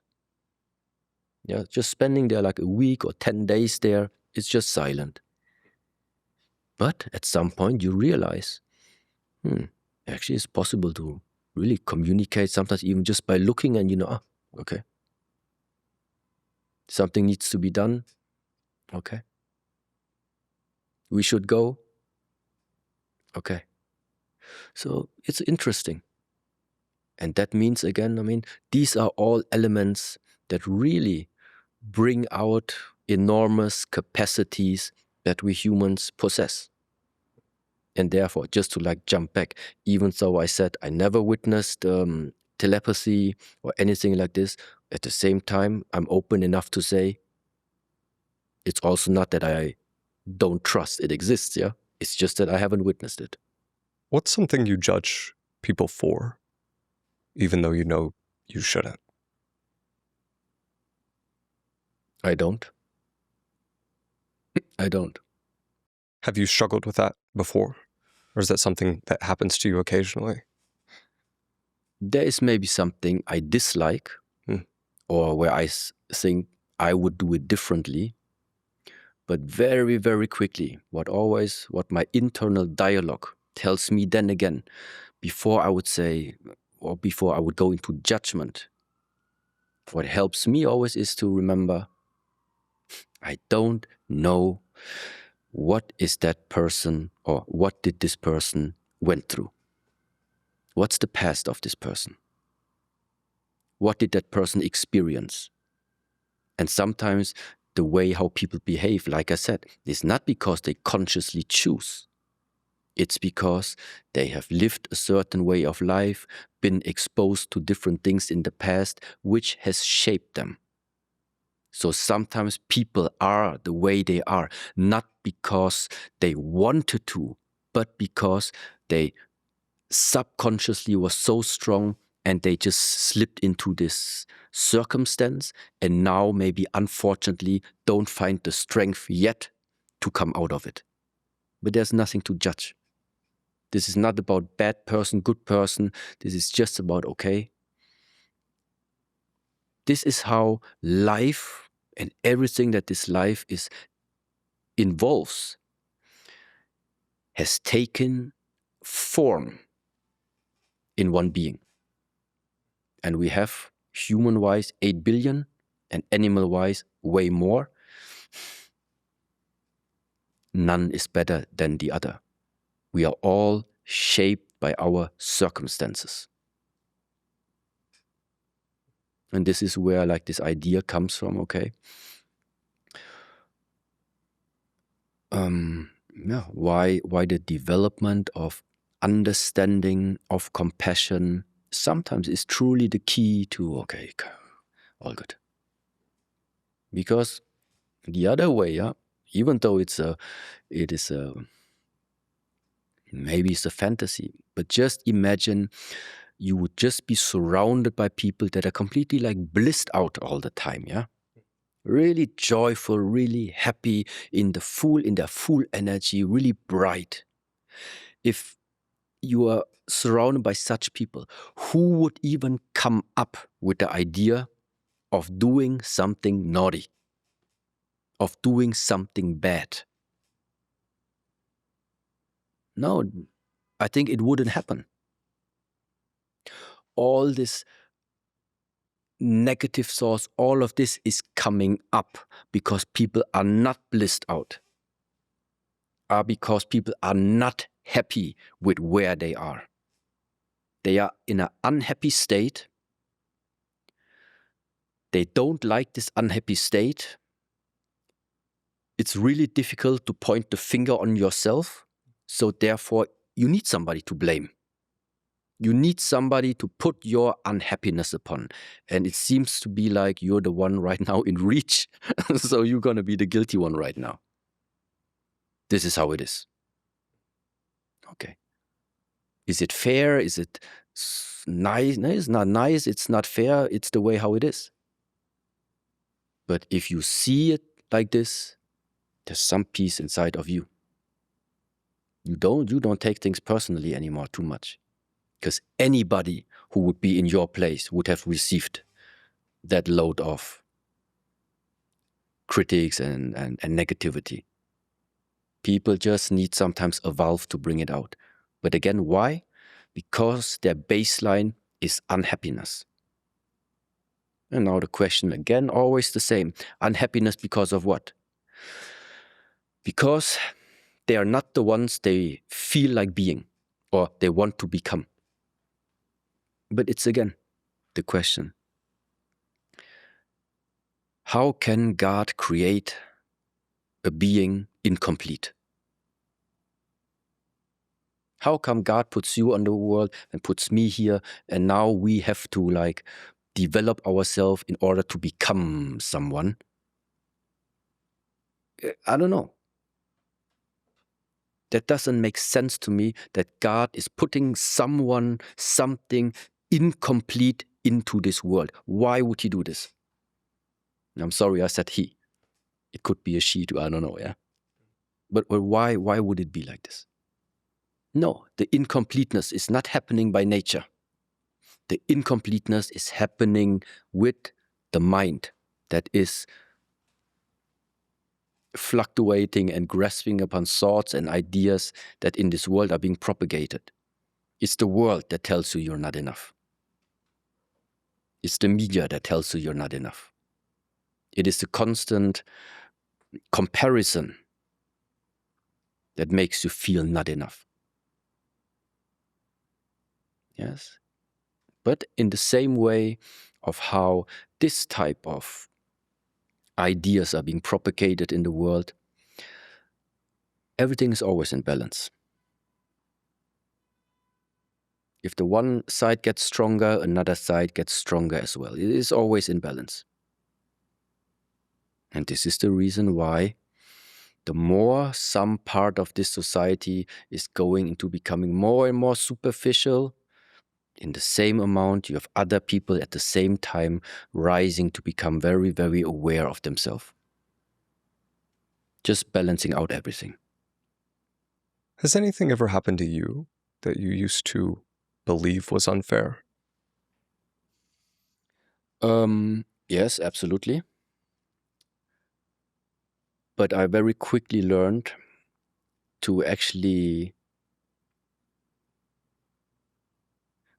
look what is what is my doing? Okay. So every time I feel, hey, this is unfair, I'm again in a situation where I feel like getting defensive, it's always easy, of course, to look and say, what was your part in it? But it's interesting actually to ask then, okay, where was my part in all of this? How could it even develop until this type of point that I now have to face this? So, and then certainly a few things also were revealed to myself. Yeah, and this means, for example, in the past there were simply moments where I was not able to hold my proper boundaries. Let's call it like this. I wasn't able to withstand my no and stick as a no. Regardless of what reasons. My reasons in the past were because I felt somehow in a way I felt pity for the other person and felt like, come, I can handle it. So let's just make it right for the other person, even if it feels unfair to me, but I feel like I can take it better than the other person. Nevertheless, I didn't hold my boundary. And then things just started developing all over. And at some point, it was just really, I was faced with the consequences of, yeah, okay, now I see where all of this is coming from. Because I should have sticked to my a no is a no. Was this a relationship? You could call it like this, yes. It was more like a internal, let's call it teacher-student relationship. How do you know when the universe wants you to let go of something? Does it tell you? Your thoughts are starting to just be around a few topics over and over again. Even if you feel like you don't want to think about it, it pops up. If at some point you had the chance already to think about it, it's gentle first. If you ignore it, it comes later again. But there is something that follows you inside of you, so in your life. That sounds like you're just contemplating about something all the time. Should you not? Should you not? Until at some point it really feels unbearable. You feel like something is demanding a final decision from you. So you can postpone it, but this internal dialogue becomes more strong. And then in the same way also means on the outside, things can appear that also seemingly point you towards something. As within, as without. The more the internal conflicts become, the more it's probably going to express in a way also in your surroundings. And this is also the point where I feel like this whole idea of becoming more aware, really like staying with yourself, contemplating what are you made out of? But what are you made out of, especially not only to what you feel is like the positive things about you. What are you made out of means this is where the picture coming from. On the one side, the Buddha face, and on the other side, the demon. We all have it. We all have it. The question is only, do you know this about yourself? Do you know the dark sides of yourself? Only when you look into the dark, it becomes light. Only when the dark is being seen, light enters. There is no other way than looking into the dark. Meaning also to really, really acknowledge what people, not you in general, like, where does your shame come from? Do you carry any type of guilt inside of you? Any type of resentment, any negativity, any frustration, all of this. I think there's no way than facing all of it. It's uncomfortable. It's not nice. But once it's seen, is not a problem anymore. Once it's seen, it is being integrated. Only when you try to hide things away, live a life in order that nobody sees it and you don't want to spend time there. So this is like you're running away from yourself. To truly realize the bandwidth and the strength of what you truly are means you have both sides. Nothing bad about it. This is the capacity we carry as human beings. Yeah? And ultimately it is consciously navigating. You know what sides you possess, which sides do you want to bring out? But be conscious about what you have. This is what I feel like is the greatest strength that we have. But to be ignorant, it backfires. And people, situations, especially partnerships, they're going to trigger this out of you. This is, yes. An important part of your story to me is in your life, your father pushed you relentlessly. Nothing was ever good enough. And you spent 2 decades trying to prove yourself to him. Do you feel like you ever got the recognition you wanted from your father? And is that something that still comes up or something you've let go of? Let me take you to that time. Yeah. So on the one side, with the age of 4, like I said, I started with this martial art training. Meaning, on the one side, I had a martial art master that I stayed with all these years. That's why this type of master also sometimes is referred to as Shifu. Shifu meaning teacher or father. So that means I had a martial art father. And then, of course, I had my biological father. What did both of them have in common? They were always pushing. Pushing, just like you said it, in the field of martial arts. No matter how hard I trained, it was never good enough. And for my father, it was mostly related to the education in the academic field, meaning the grades that I'm bringing home, for example, and about learning. And also there. And now the interesting part is really to acknowledge what happens with a child that from his closest caretakers, let's say, is constantly only hearing, you're not good enough. Well, at some point, what happens is, and this is what happened with me, the relationship becomes you always have to prove something. You start to create the idea that you are only worthy of receiving any type of affection or love if you deliver. And this is how somehow along this whole way, I started really if I started whatever project it was, I became an over-deliverer. Or what you nowadays also call high achiever. Meaning whatever you put onto your mind, you push for the best, having perfectionist-like traits. Why? Because it is so deep embedded into you that the only way for you to receive affection and love from your father, from your mother, is by proving something to them. And I cannot deny that this type of attitude is exactly what in a way brought me here. So until now I'm 43, but from 32 until 40, I would say, this time probably was like the prime time of me where I would say I was really pushing hard.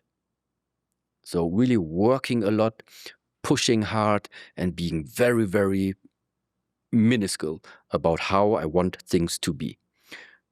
Also translating into this idea that I am creating everything. I'm the owner of my life. I'm the creator in adjusting all of things and making things perfect. Yeah. Until somehow I also realized that, yes, I'm a high achiever and I can do all of these things, but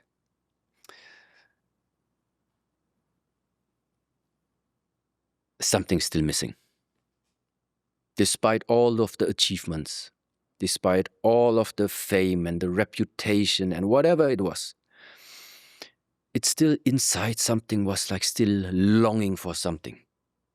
Still longing for something, yeah. It was not money, it was not fame, it was not more followers. It's none of that. You might call it was something like more inside. So now, after then contemplating, spending time, yes, in a way it was the idea, or it was this feeling of arriving. I have arrived. I'm at a place, I'm in a state of being where I am exactly good as I am. Nothing to prove to anyone. Nothing to prove to anyone. Not to my father, not to my mother, not to my world, not to anyone. So, and how was that possible? By sitting with myself and going through all of this. Where sometimes, this is where it comes from. In the beginning, I didn't resonate with these concepts at all, but this idea of the little inner child, the little boy that never got the attention from father or mother. That boy is still there for sure. Until you acknowledge him. Until you literally create the energy and create the mental space that you hold your own little boy inside of there and tell him, it's done. I am here to carry you now. Nothing to prove. And this is the moment where no need for father acknowledgement, no need for mother acknowledgement, no need for anyone to validate what you are doing, what you are thinking. It is the beginning of taking full ownership of everything that you are made out of. The past, the childhood, the trauma, the pain, the suffering, all of this. Once it is being seen by you, then something shifts. Something comes, something whole emerges. Yeah. And I do feel like this is a type of, transition, maybe you say, or it's a type of initiation that I feel is really important to happen in the evolution of, I can only call it now of a man, of a boy to a man, of a human in general to grow with this fullness of awareness. On the transition, you talk about this concept of for something new to come to you, something must go. What was taken from you, maybe, to kind of get to this state, to this new transition, right? No, when I, at some point in Germany now, when we had this temple, what we also offered, for example, was that people with mental and psychological problems could come to us and actually also speak to us. What is it that they feel feels like a burden to them? And one topic that very, very often people brought up was they cannot forgive their parents. Whatever happened, I don't know, it's different from person to person, but this idea of a son or a daughter not able to forgive their parents. For me as an Asian that time was very, very difficult to understand. Because I never even came up with the idea that I would need to forgive anything to my parents, because the way of how my culture brought me up was simply like this. Very simple. No father, no mother, no you. Simple. Therefore, you own gratitude of your life towards your parents. This is how it is. This is Asian simplified right now. Without your parents, you wouldn't be here in the first place. So therefore, don't talk bad about your parents. Just give them gratitude and respect them. So this is how I grew up. Just later, at some point, there was also no way in denying and not seeing that, okay, especially now that I also became a father myself, and now have to figure out, okay, what is it that like my son is gonna learn from me or like not learn from me? So I saw this whole picture and asked myself, okay, definitely a few ways of how my parents handled me is not how I would do it nowadays with my son. But it's not about judgment. It's not about that I'm judging my parents for it, but because I could just like distance myself and like reflect upon this whole situation. It just makes it easier for me to understand. My parents were refugees running away from their country because of war happening there. So meaning they made all their travel with the boat arriving in Europe in the search for safety. What they had in the mind is safety, safety, safety. How did they translate this safety into the education of me? Well, safety in the Western world means good education, good job, good payment, type of safety. So these were more or less, therefore, the values that were the most important for my parents in the education of my brother and me. You don't need to have fun. You don't need to enjoy too much. What you need is have a good job, have good grades, and one day make good money. Then we will be happy and proud of you because then it's safe. Understandable. Yeah. But for me to process all of this was also like an essential part in really understanding, okay, this is how the history repeats itself. And by seeing the connection, where does the actions from my parents, for example, where does it come from? It comes from being refugees from the war. And in all of this, how I say this? It starts to put afterwards, it brings out the whole idea again, that you and me are right now the ones in the recent generation that is able to cut the cycle of all of what our previous generation went through and decide whether we're going to pass it on to the next generation or not. I hope I explain it in a good way. Meaning, our parents had issues which reflected upon us. Right now in our life, we have issues. If we don't solve them, we're going to pass it on. So if you're looking for a life purpose, make yourself trauma-free. Make yourself issue-free. How to do that? In making yourself empty. As long as we're not empty, we're going to pass on something. Whether you want it or not, the next generation is going to have it. My parents had this idea of safety. I don't have it anymore.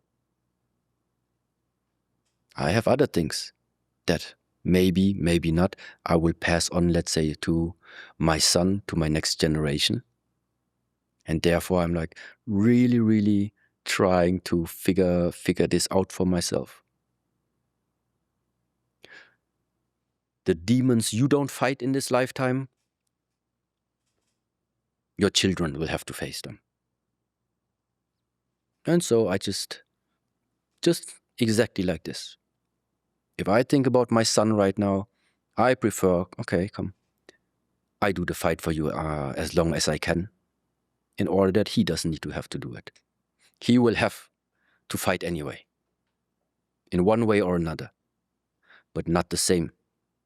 Never the same. And this is how I view a little bit. So what is literally the work? And this is why, like, maybe why this book there, I called it The Way to Self-Mastery. Don't change the world. Don't fix the world out there. Fix this one. Fix by you walk through this lifetime, you meet your friends, you meet your partner, you meet your colleagues, whatsoever. Then you're being triggered. Why are you being triggered? Remove whatever is triggering you. Remove it. One demon gone. Continue walking through lifetime. You see some advertising. You see something's going on. Why is it triggering you? Why is it bothering you? Face that demon. Remove it. Gone. Until what? Until you're okay to walk through this lifetime. It's all okay. There's nothing that shakes you too much anymore. But not because you suppress it. Because you have transcended it. That is the difference. Suppression, no good. Suppression of energy leads to sickness, in all types of forms. Cancer, the most one that people know. Energetic, energy stagnation. Something that should have flown naturally, coming into you and leaving somehow. But it stayed because you haven't found a way to release it. This is how I view things. And therefore meaning being able to sit with yourself and acknowledging there is still some pain sitting from my previous relation. There is still something I cannot forgive this person, that person. It's all still sitting there. Times, moments, situations of the past, you don't want to like look into it anymore because it calls something up upon you, which is maybe like not really nice. This is what's in there. That's inside of you. It must come to a flow. It must come out. It must be released. This is what I mean, or what you also ask about. In order for something new to come, something old must go. These are the old ones. This is the release of the old. How? By acknowledging it fully. So you think pain has a pattern? Yeah, let's make it simple, yeah. Suffering has a pattern, yeah. Suffering has a pattern. It's pattern meaning there is a structure. Structure meaning what is it that we are regarding as a structure in our life? It's habits. Habits. We have habits we have habits in terms of actions, something at the moment. We wake up in the morning, there is some action that we're doing habitually. This is the one side. But even our mind, in the way of how the mind is operating, even that one has habits, has patterns. And this is also like something to look into. What's one habit you want to make sure your son has? To be able to in the best ways, to directly make the distinction between thought, emotion, whenever they arise, to not be caught upon them. To not be hooked by thought or be hooked by emotion. The ability of whatever arises, you never know what it arises, you never know how strong it is, but your ability to realize there is still something, no matter how strong it is, there is still something stable about you. Then you can let arise whatever it is. If you don't have an anchor, and something really powerful starts to emerge, then it's difficult. Then you lose yourself. Sometimes there are just forces and energies in this world. They are very, very strong. And if you're not able to have a proper root of yourself, if you have nothing about your mind that truly is anchored steadily, you're going to lose yourself. And therefore, what is it that I wish? Not just for my son, for everyone. Find this root. Find this place. It's stable. Yes, I feel something is arising. I feel something is coming. I see things are happening. But there's also something where nothing is happening. It's just there. And after all the fireworks happened,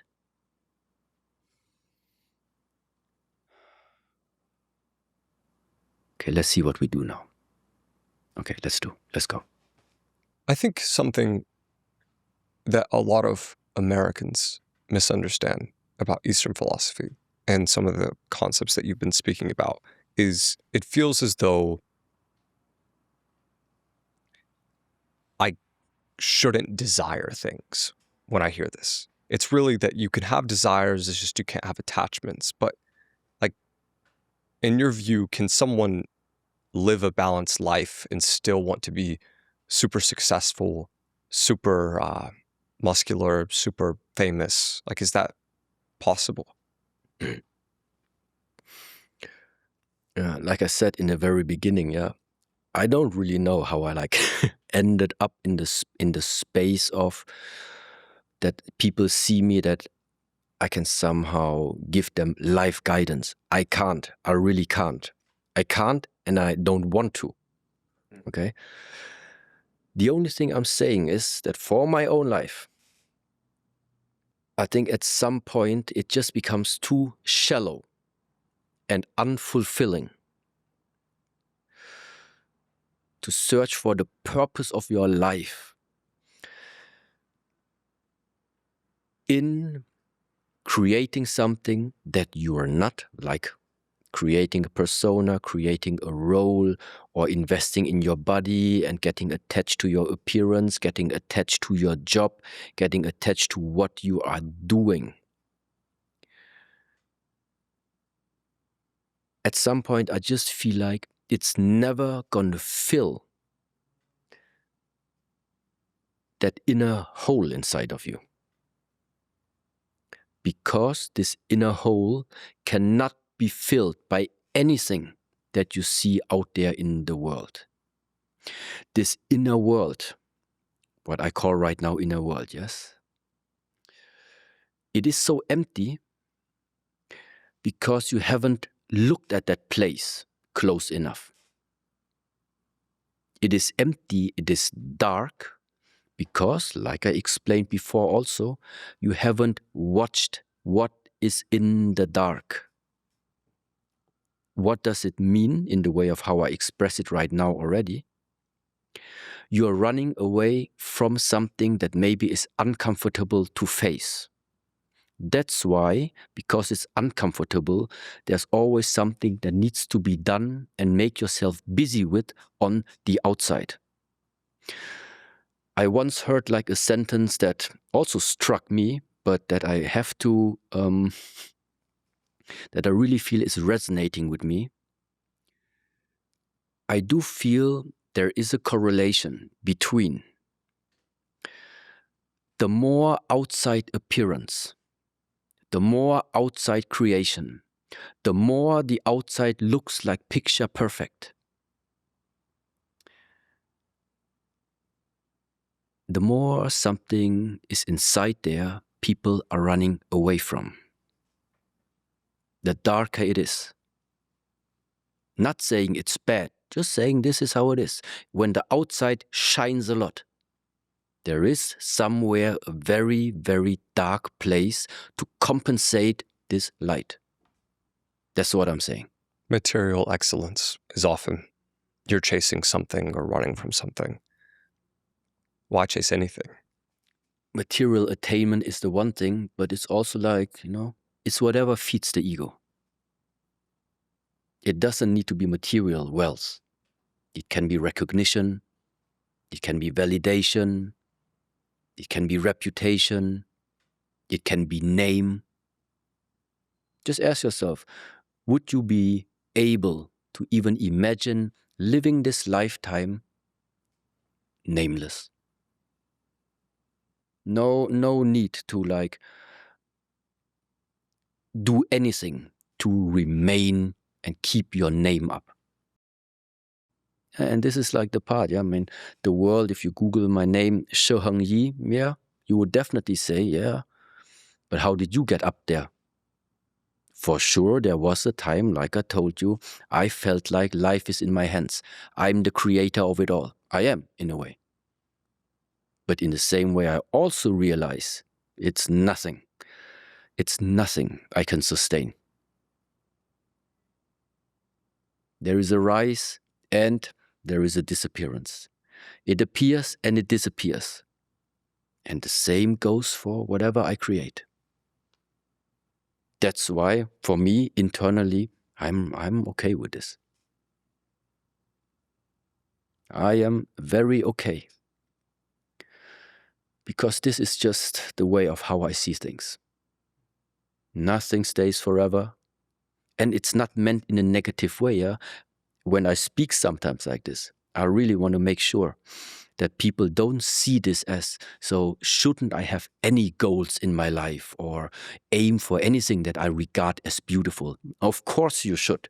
This is the great part about being human and being able to create and having lifetime to do something with this time that has been given to you.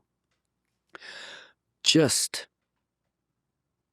at some point, don't get lost in your creation. Because at some point, you still know that you're the creator. But at some point, if you don't watch it, you are getting lost in your own creation. And this is the difficult part. Don't get lost in your creation.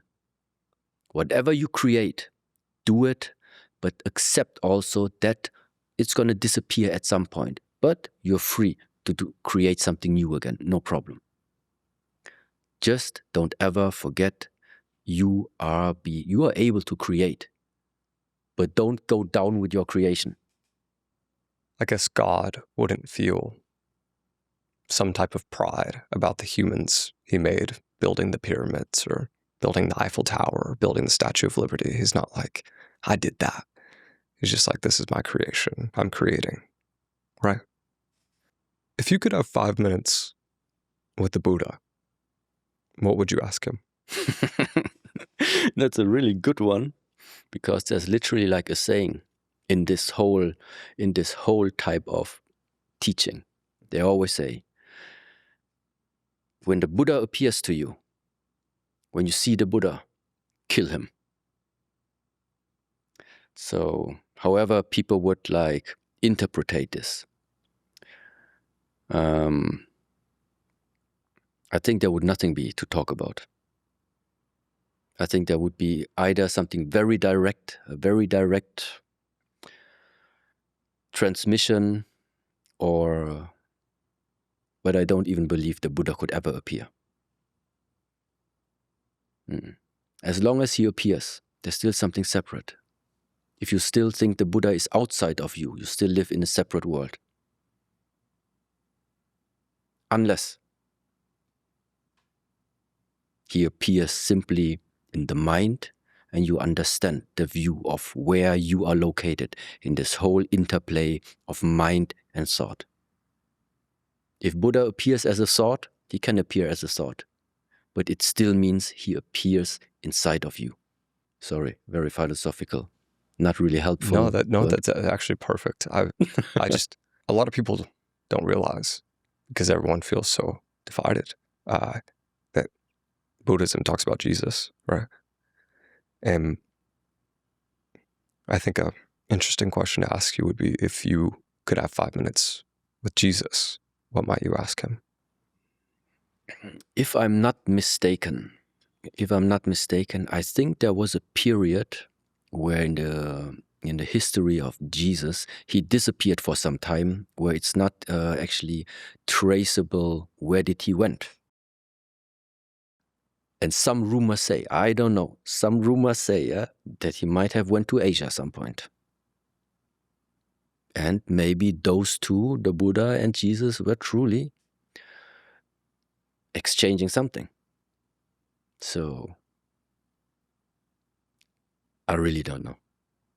I really truly don't know what I would even ask him, because I don't think any answer can come by words. Heng, you've dedicated your life to martial arts, Zen Buddhism, and helped millions of people with your teachings. Maybe not for everyone else, but for yourself, if you had to distill all your ancient wisdom down into one piece of advice, something you've realized, could be something for everyone as well. What's the most important piece of ancient wisdom you've learned?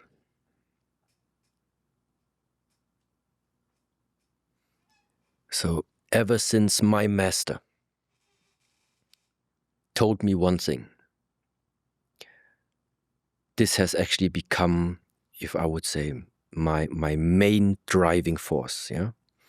So, which is, at some point, my Zen master, he told me, the greatest gift that I could ever give to my son, is if I wake up. Wake up to the question of, what am I? Who am I? Like really about more or less what we talked about throughout this whole conversation, me telling you, it's not this body, it's not your thoughts. What is the essence of you? I'm not saying I arrived there. What I'm saying is, ever since I started truly dedicating my time, sometimes just like really, in a way, contemplating, doing research still, sometimes just doing nothing, sometimes just hearing to the Dharma talks of my teacher. Ever since I started this, a type of lightness, I don't know how to express it, a type of lightness entered into my life. And just the idea that a fraction of this lightness is what one day my son would carry along his lifetime, or even imagining this type of lightness is what the majority of people in this world would somehow call their own. This one gives me hope. This one truly gives me hope. Truly gives me hope because, if you have 8 billion people and would ask 8 billion people, what problem do you have? Everybody would present you his subjective, personal problems. You would have 8 billion questions and answers to solve. But the one question, what are you in essence? Who are you truly? When you answer this simple question, you don't need to answer 8 billion anymore. It is the root question of everything that goes on in, at least, my perception of this existence at this moment in time. So, what is it I would like to pass on? What is it I wish for the whole world at some point to really look into? Is there the possibility that whatever you believed about yourself to be, that there's another possibility? That's it. Well, everyone, this has been your guest, Heng. This is the Jack Neel Podcast. I appreciate you coming on. Thank you, Jack. Yeah.